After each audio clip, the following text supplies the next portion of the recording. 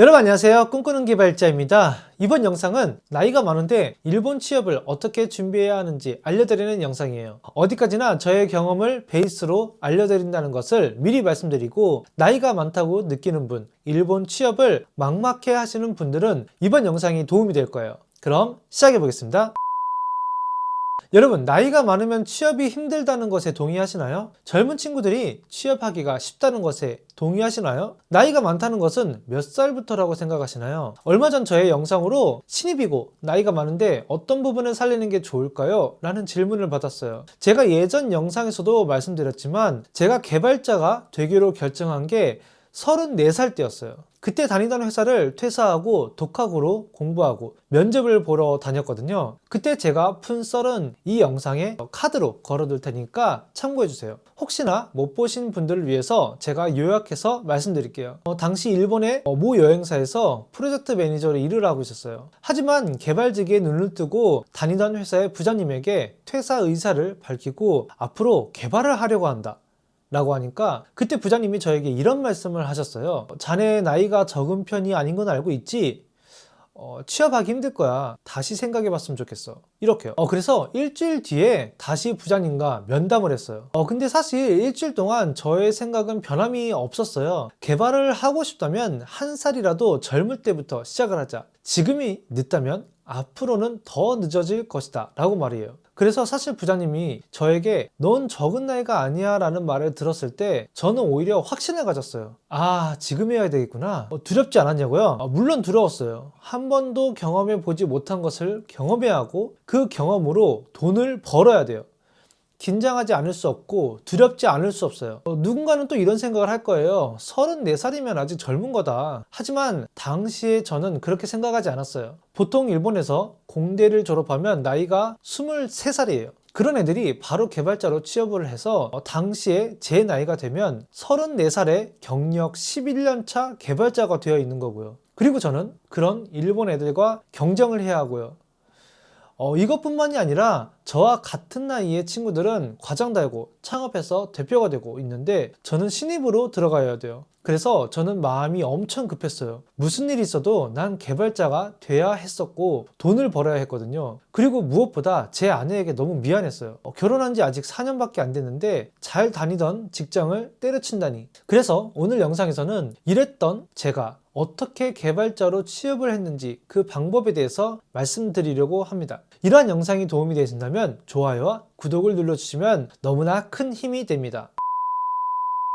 저는 처음부터 개발을 했던 사람도 아니고 30이 넘어서 개발을 공부하고 취업을 시작했기에 많은 어려움이 있었어요. 제가 취업이 안 될 때 가장 어려움을 겪었던 것은 나는 무엇을 잘하는가? 라는 질문에 답을 할 수 없었다는 점이었어요. 제가 전공자였다면 이것저것 어필할 게 많았을 텐데 그렇지 않다 보니 뭔가 어중간한 느낌이었어요. 열정은 있는데 이력은 없고 열심히 개인 프로젝트를 해서 성과물은 있는데 자신은 없는 상태였어요. 이 상태로 이력서를 수없이 넣어봤지만 서류 심사에서 탈락하는 게 일상이었어요. 그래서 저는 이력서를 처음부터 다 뜯어고치기 시작합니다. 일본어라서 누가 봐줄 사람이 없었기에 시행착오를 거쳐가면서 뜯어고쳤어요. 이력서를 뜯어고치기 전에 제가 제일 먼저 정리한 것은 나는 무엇을 잘할 수 있나 였어요. 나 스스로가 어중간하다고 느끼는 것과 내가 그나마 잘할 수 있는 것을 나눠서 노트에 적어봤어요. 여러분, 여기서 제가 드릴 말씀은 생각만 하지 마시고 반드시 노트에 적어보세요. 시각적으로 눈으로 보면 더 객관적으로 느끼게 돼요. 그렇게 나의 어중간한 점과 그나마 잘하는 점을 정리하니까 내가 앞으로 무엇을 해야 하는지 아주 조금 길이 보이기 시작하는 것 같더라고요. 그 당시 저는 JLPT N1을 소지하고 있었지만 이미 컴퓨터 타이핑에 너무 익숙해진 상태라 펜으로 한자를 쓰라고 하면 다 잊어먹어서 못 쓰는 상태였어요. 경력이라고 하면 프로젝트 매니저 경력이 있었기에 저는 이 경력을 강점으로 정했습니다. 프로젝트 매니저는 개발자와 이야기할 기회는 많지만 개발에 관해서 직접적인 대화를 할 일은 없어요. 어차피 제가 코드를 봐도 모르니까 어쩔 수 없었죠. 하지만 프로젝트 전체를 파악하고 해당 서비스의 모든 기능을 이해하고 있는 사람은 프로젝트 매니저였고 그게 바로 저였기 때문에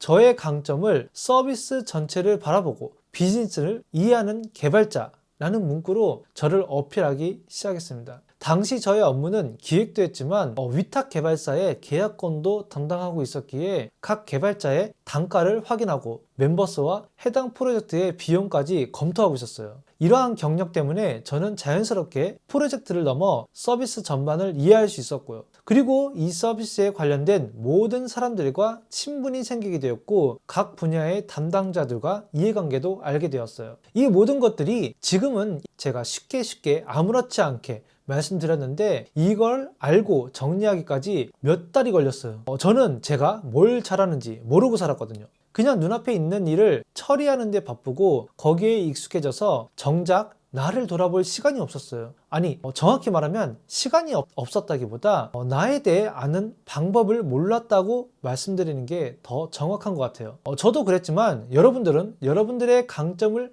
모르는 게 아니라 정확히 표현하면 스스로의 강점을 아는 방법을 모르는 거예요. 왜 그럴까요? 살면서 그런 걸 해본 적이 없거든요. 여기서 말하는 강점이란 그냥 나 이거 잘해 이런 수준을 말하는 게 아니라 나 스스로가 잘하는 걸로 돈을 벌 수 있는 능력을 말하는 거예요. 나 스스로에게 강점이 있는데도 불구하고 그걸 모르고 지금까지 지내왔고 그런 강점을 찾을 방법을 모르고 지내왔기에 강점이 무엇인지 모르고 강점이 모르니까 나를 어필할 방법도 모르게 된 거예요. 지금 이력서를 써야 하는데 내가 뭘 어필해야 할지 모르겠다 하시는 분은 이 영상을 다 보시고 나서 반드시 종이와 펜으로 하나씩 적어보세요. 다음 항목을 적어보세요. 내가 자신 있게 할 수 있는 것, 지금까지 내가 해왔던 것, 내가 좋아하는 것, 다른 사람들로부터 잘한다고 듣는 것, 앞으로 내가 하고 싶은 것, 이 5가지를 가능하면 많이 채워보세요. 저는 이 5가지를 채우는데 한 달이나 걸렸습니다. 정말로 그 한 달 동안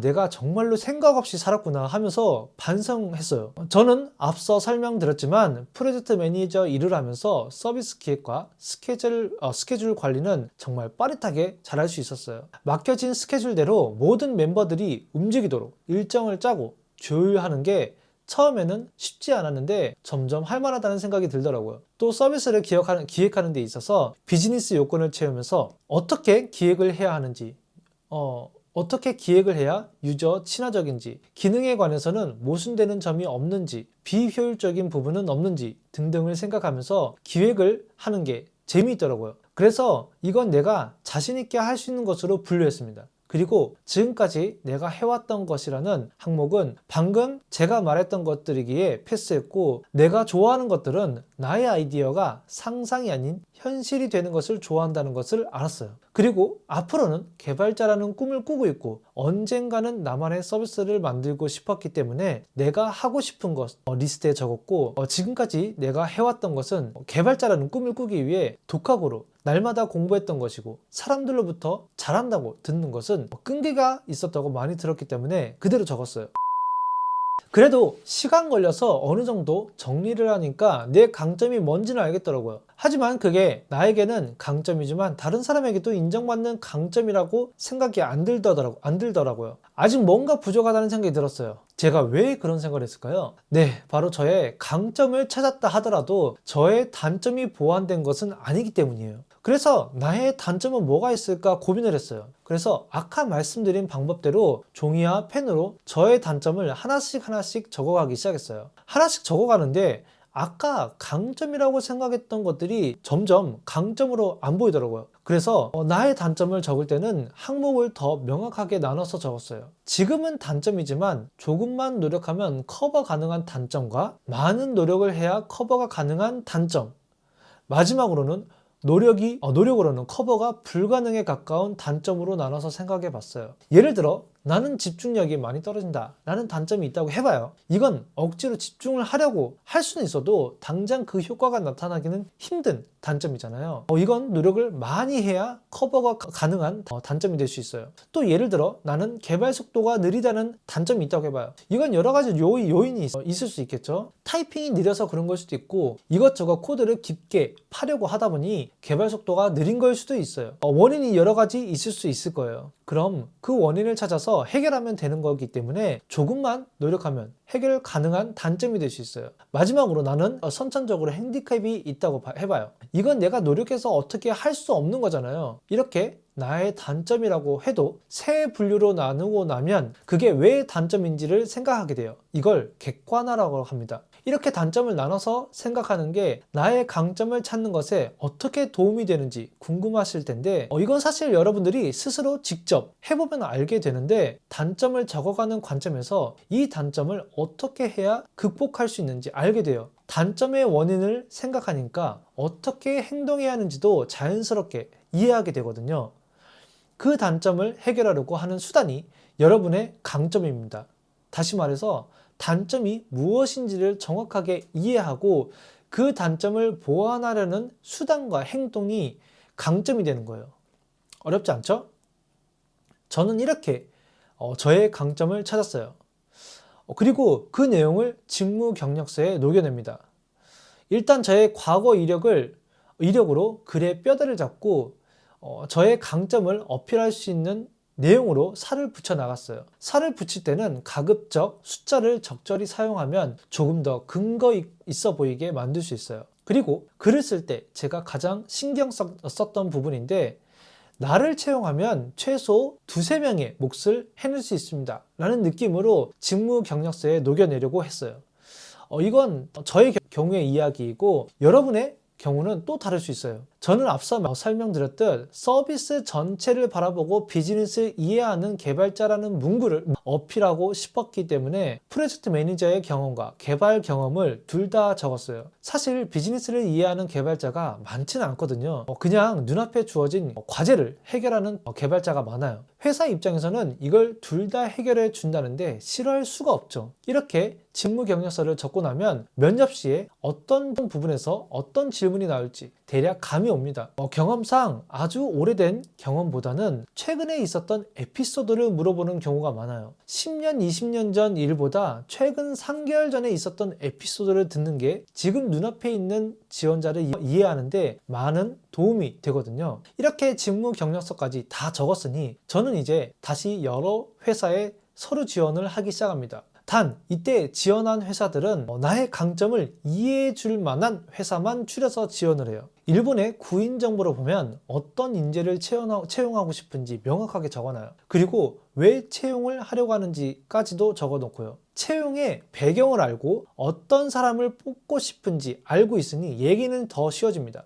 지금까지는 무작위로 지원을 하고 뭐라도 하나 걸려라 라는 마음으로 지원을 했다면 이때는 조준사격을 한다는 느낌으로 지원을 했어요. 회사가 무엇을 원하고 나는 뭐를 할 수 있는지를 알고 있으니 거의 이긴 싸움이나 마찬가지였죠. 그래서 결과는 어떻게 됐을까요? 입사 지원을 하고 한 달 후에 3군데의 업체에서 내정을 받습니다. 참고로 저는 일본에서 가장 큰 리크루트 사이트는 리쿠나비는 사용하지 않았어요. 회사에 직접 지원을 한다던가 예전에 소개시켜 드렸던 그린이라는 에이전트를 활용했어요. 지금 이 영상을 보고 계신 분들은 아마도 나이가 조금 있고 개발 경험이 적은 분들이라고 생각해요. 여러분에게 제가 드리고 싶은 말씀은 나이가 많다는 것은 불리하게 작용할 수 있어요. 아무래도 대부분의 회사들이 나이 50대인 개발자보다는 아무래도 능력이 좋은 20대 개발자를 더 채용하고 싶어 하겠죠. 제가 그걸 부정하는 건 아니에요. 하지만 나이가 많다는 것이 단점이 될 수 없다는 점을 말씀드리고 싶어요. 저는 한국 사람들이 정말로 열심히 사는 편이라고 생각해요. 개발 지식도 풍부하다고 생각하고요. 그런데 나이가 많다는 이유만으로 이 모든 것들이 의미가 없어지는 건 아니에요. 설령 지금까지의 경험이 개발과 전혀 상관이 없다고 하더라고요. 최소한 사회생활을 하고 계셨다면 그 모든 경험은 살릴 수 있는 경험이에요. 왜냐하면 다른 사람들은 경험하지 못한 것들이니까요. 내가 생각하는 것들과 경험한 것들은 사소한 것들이라고 생각하지 마세요. 제가 그렇게 생각했는데 나의 모든 것들이 사소한 것들이라고 생각하는 순간 나는 내세울 게 없는 사람이 되어버려요. 그렇게 되면 취업 활동을 해도 이미 지고 시작하는 거나 마찬가지예요. 마인드에서 지고 시작하면 아무도 구제해 줄 수가 없어요. 스스로를 대체 불가능한 인재라고 생각하고 취업 활동을 하세요. 나 스스로가 대체 불가능한 인재가 되기 위해서는 스스로의 강점을 객관적으로 인지하고 있어야 하고, 스스로의 강점을 객관적으로 인지하기 위해서 앞서 말씀드렸던 강점을 찾기 위한 5가지 항목과 단점을 찾기 위한 3가지 항목을 반드시 종이와 펜으로 적어보세요. 그냥 속았다고 생각하고 한번 해보세요. 돈 드는 거 아니잖아요. 나를 위한 투자인데 그 정도는 할 수 있잖아요. 네, 지금까지 나이 많았던 제가 어떻게 취업을 준비했는지 말씀드렸는데요. 말을 하다 보니 주로 마인드에 관한 이야기를 중점적으로 다루게 되었네요. 사실 어떻게 이력서를 작성했고 어떻게 지원했는지 등등 입사 지원부터 내정을 받기까지의 흐름을 자세하게 적은 전자책이 있는데, 바로 저의 전자책 15년 노하우로 담은 일본 개발자 취업 백서입니다. 이 책에 15년 동안 제가 일본에 있으면서 일본 취업의 특징이나 입사할 회사 선정 방법과 지원 방법, 직무 경력서와 이력서 작성 방법, 면접, 그리고 저만의 노하우를 담았어요. 일본 취업에 관심이 있고 또 목표로 하시는 분들에게 도움이 되는 책이니 꼭 한번 읽어보시기 바랍니다. 책 구매 방법은 영상의 설명란에 링크를 통해서 구매해 주시면 감사하겠습니다. 링크를 통해 들어가면 스탠다드 버전과 디럭스 버전이 있는데, 스탠다드 버전은 그냥 전자책만 구매할 수 있고, 디럭스 버전은 전자책과 동시에 제가 친절하게 설명을 덧붙인 샘플 이력서와 샘플 직무 경력서, 그리고 일본 개발자 취업에 관한 통계 조사 자료를 다 같이 받아보실 수 있어요. 참고로 디럭스 버전은 구매가 확정되고 샘플 이력서와 샘플 직무 경력서, 일본 개발자 취업에 관한 통계 자료 조사를 메시지 나란으로 3일 안에 받아보실 수 있어요. 일본 취업을 조금 더 전략적으로 준비해보고 싶다 하시는 분들에게 디럭스 버전이 더 도움이 될 거라 생각합니다. 네, 이번 영상에서는 나이로 인해 취업에 고민이 많으신 분들을 위해서 만든 영상이었습니다. 마지막으로 당부의 말씀을 드리자면, 이렇게 자기 분석을 하고 기업 조사를 면밀하게 하면 반드시 취업에 성공하는 건 아니라고 말씀드리고 싶어요. 제가 앞서 3군데의 업체에서 내정을 받았다고 했지만 그 3군데의 내정을 받기까지 정말 수백 군데의 지원과 면접을 했었습니다. 때문에 긴장의 끈을 놓지 마시고 항상 보완할 부분은 보완해 가면서 조금씩 취업의 성공 확률을 높여가는 것을 추천드립니다. 제가 준비한 영상은 여기까지입니다. 아직도 좋아요와 구독을 누르지 않으신 분들이 계시다면 꼭 눌러주시고, 저는 더 좋은 영상으로 여러분들을 찾아뵙겠습니다. 감사합니다.